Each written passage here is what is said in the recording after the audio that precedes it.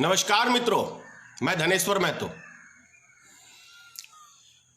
अभी कल देखने को मिला गुजरात के अंदर 4 आदमियों को जेल हो गई है। वजह क्या है? तो उन्होंने सोशल मीडिया के ऊपर अमित शाह जी के विषय में कुछ टिप्पणी कर दिया कि वो बीमार है, सिर्फ बीमार है। इतने पे उन चारों को अरेस्ट कर लिया जाता है। लेकिन उससे भी महत्वपूर्ण बात यह है कि यदि सिर्फ इतना कहने पे कि अमित शाह जी बीमार हैं, तो उन 4 व्यक्तियों को जेल हो जाती है। तो सोचिए कि मोदी और अमित शाह ने तो 135 करोड़ जनता के साथ झूठ बोलने का काम किया है, तो क्या उनको जेल नहीं होनी चाहिए?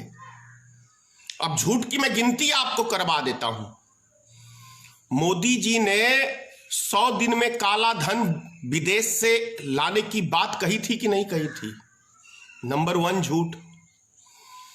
15 से 20 लाख रुपया हर व्यक्ति के खाते में देने की बात कही थी, मोदी ने कही थी कि नहीं कही थी? नंबर 2 झूठ। और उससे भी बड़ा झूठ, जो देश की पॉपुलेशन 60% युवा की है आज के टाइम में, उनको प्रत्येक साल 2 करोड़ नौजवानों को रोजगार देने की बात कही थी कि नहीं कही थी?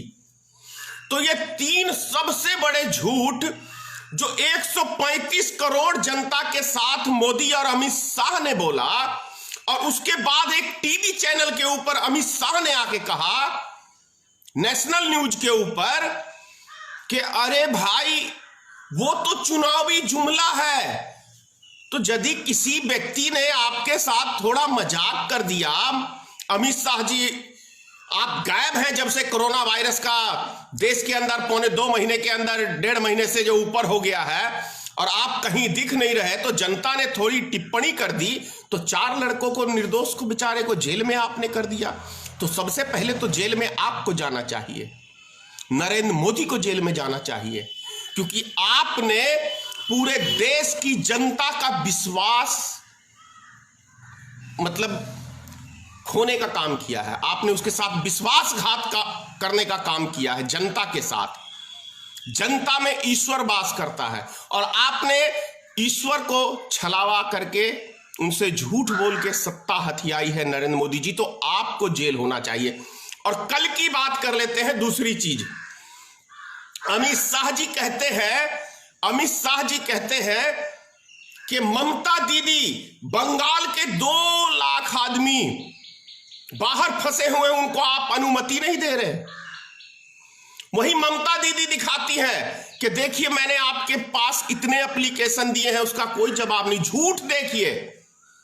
और उससे भी बड़ा झूठ ये देखिए आप कि गुजरात अमित शाह का क्षेत्र है, गुजरात नरेंद्र मोदी का क्षेत्र है, और सबसे ज्यादा गरीब मजदूरों के ऊपर अत्याचार आज के टाइम में। कल 12 जगह गुजरात के अंदर जनता ने रोड पे उतरने का काम किया, पुलिस के साथ हाथापाई हुई, पुलिस ने उनको बहुत बेदर्दी से पीटा। तो ये खेल अमित शाह और नरेंद्र मोदी, आप यूपी, बिहार और देश के तमाम राज्यों के मजदूरों के साथ खिलवाड़ करने का काम आप कर रहे हैं। तो आपको कितने साल की सजा होनी चाहिए मोदी, अमित शाह जी? ये प्रश्न है।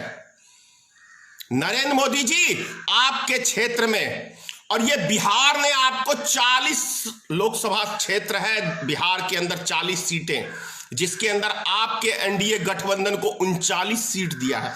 उसके बदले में आप बिहार की जनता को क्या दे रहे हैं? लाठी डंडे, भूखमरी। किस किस तरीके से आप इन गरीब आदमियों को, मजदूर आदमियों को मारने का काम कर रहे हैं, इसका अंदाजा है नरेंद्र मोदी जी। बहुत बड़ी साजिश है यूपी, बिहार के जनता के साथ, बहुत बड़ी साजिश है। गोबर भक्तों, तुम्हें तो समझ में आएगा नहीं कभी।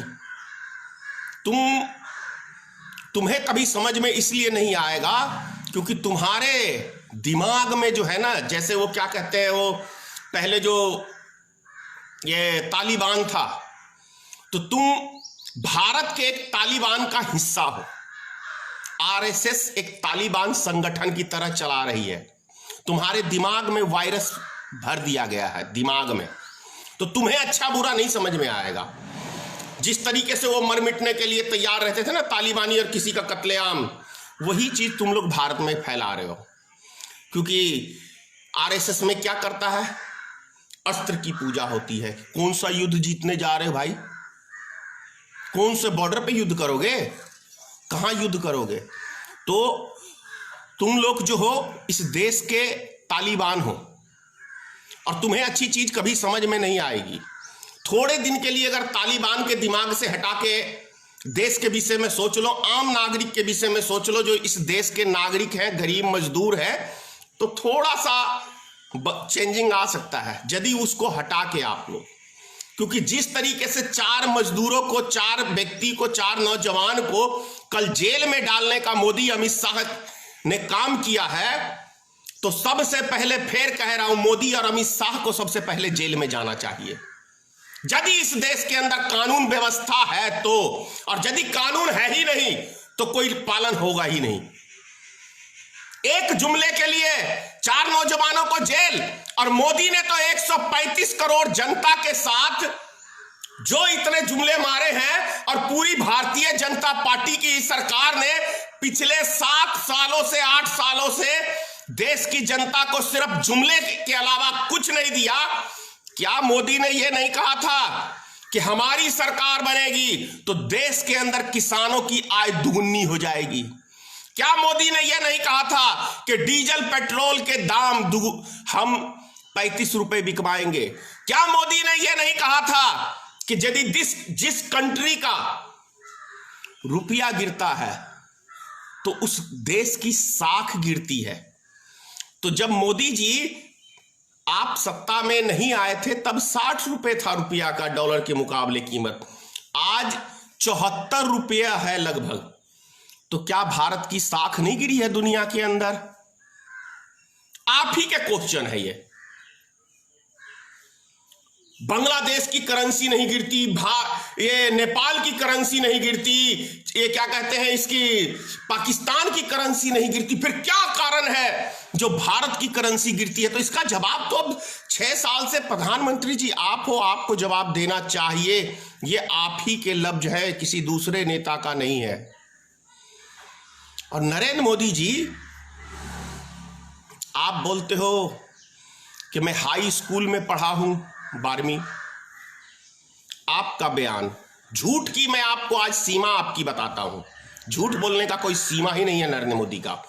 आपने कहा कि मैं 12वीं पास हूं, 12वीं पास करके मैं छोड़ दिया था घर बार 14 साल की उम्र में। तो पूरे देश के एक एक नागरिक से मैं समझता हूं गोबर भक्तों को भी यह बात समझ में आ जाएगी मोदी के बयान के अनुसार। कभी 14 साल का बच्चा 12वीं पास कर सकता है क्या? 2 साल की उम्र में पहली क्लास में कोई बच्चा आज तक गया है क्या? बहुत ही मतलब एक, मैं समझता हूं इस दुनिया का जो सबसे बड़ा मूर्ख होगा उसको भी यह बात समझ में आ जाएगी। और यदि मूर्खों का कोई सरदार होगा तो उसको कभी बात यह समझ में नहीं आएगी। तो मोदी झूठ बोलता है कि नहीं बोलता है? और यदि 14 साल की उम्र में वो 12वीं पास कर लिया, 2 साल की आयु से, मतलब 2 साल के बच्चे का तो जुबान भी ठीक से नहीं खुलता है, तो वो सोच लो वो पहली क्लास में चला गया था नरेंद्र मोदी, 12वीं पास कर लिया 14 साल की उम्र में। उसके बाद क्या कहते हैं, मोदी जी ने कहा कि मैं 35 साल भीख मांग के खाया हूं, 35 साल भीख मांग के। ये मेरा नहीं बयान है, मोदी जी का स्वयं का बयान है। अब जो व्यक्ति 1992 में अडवाणी के रथ पे दिखे थे, ये 42 साल के थे, 42 साल के। सोचिए, मैं इनकी बात कर रहा हूं। तो 42 साल में यदि 35 साल हम काट दे तो 7 साल का बच्चा बचता है। 7 साल का बच्चा क्या भीख मांगने उसके घर परिवार का कोई व्यक्ति छोड़ देगा कि तू जा भाई भीख मांग? बात को आप लोग समझिए। 7 साल का बच्चा क्या भीख मांगने जाएगा? और यदि 7 साल की उम्र में मोदी भीख मांगता था तो मोदी ने पढ़ाई कब की?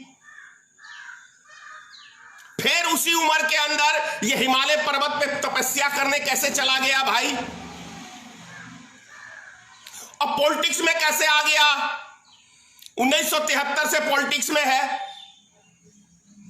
तो झूठ की कोई नरेंद्र मोदी की सीमा नहीं है। भारत की माता बहनों के लिए इंसाफ की मोदी जी बात करते हैं। मुस्लिम महिलाओं की ज्यादा चिंता रहती है मोदी को, लेकिन आज तक उसकी महिला अपनी जसोदाबेन, अपनी धर्म पत्नी जिसके साथ 7 फेरे नरेंद्र मोदी ने लिया, उसको 1 सेकंड का सुख नहीं दे पाया आज तक मोदी। तो देश की जनता को सुख देने वाला व्यक्ति लगता है आप लोग को?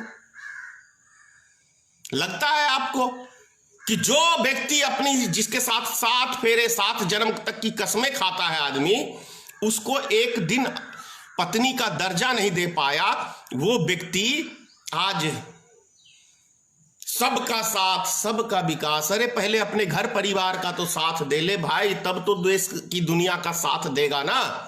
लेकिन घर परिवार का जो व्यक्ति साथ ही नहीं दे सकता है, वो समाज का साथ क्या देख सकता है? उसका जीता जागता आज आप उदाहरण देख लो।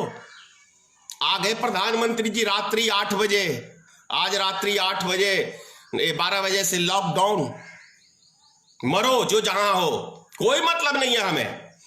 तो फिर ये 60,000 से ज्यादा कोरोना वायरस के मरीज कैसे भाई भारत में फैल गए यदि आपने लॉकडाउन कर दिया? तो विषय है। और कल रात में ही मैंने समाचार में ही सुना है, आप ही की एजेंसी, सरकारी एजेंसी का बयान है कि अब हम कोरोना वायरस की ज्यादा टेस्टिंग नहीं करेंगे। तो इसका मतलब क्या? यह अफवाह था। देश की सभी चीज चौपट करने का एक अफवाह आपने उड़ाया था। आपके बयान के अनुसार यदि कोरोना वायरस का हम टेस्टिंग नहीं करेंगे और जो ज्यादा सीरियस है उसको भी हम एक बारी टेस्टिंग करके छोड़ देंगे और बाकियों की हम टेस्टिंग ही नहीं करेंगे, जिसको हल्का फुल्का बुखार है, तो इसका मतलब देश में अफवाह उड़ाई गई है वो प्रोटेस्ट को खत्म करने के लिए। इसका मतलब तो ये है। अब कौन सी नरेंद्र मोदी की बात पे जनता विश्वास करे, तो ये सबसे बड़ा प्रश्न है। मोदी जी झूठ आपने मेरे ख्याल से अपनी लाइफ में, और अमित शाह ने इतना बोला है कि कोई जनता आपकी बात पे, वैसे मूर्खों की कमी नहीं है। मिर्जा खालिद साहब का एक शेर था, हिंदुस्तान में गधों की कमी नहीं है, एक ढूंढो तो मिलेंगे 1000। ये मेरा नहीं है जवाब। मोदी के गोबर भक्तों को बहुत बुरी लगेगी ये बात, वो गधे ही हैं, क्योंकि अच्छे बुरे की उनकी परख नहीं है, समझ नहीं है। इसीलिए किसी उस शायर ने कहा था ये कि हिंदुस्तान में गधों की कमी नहीं है।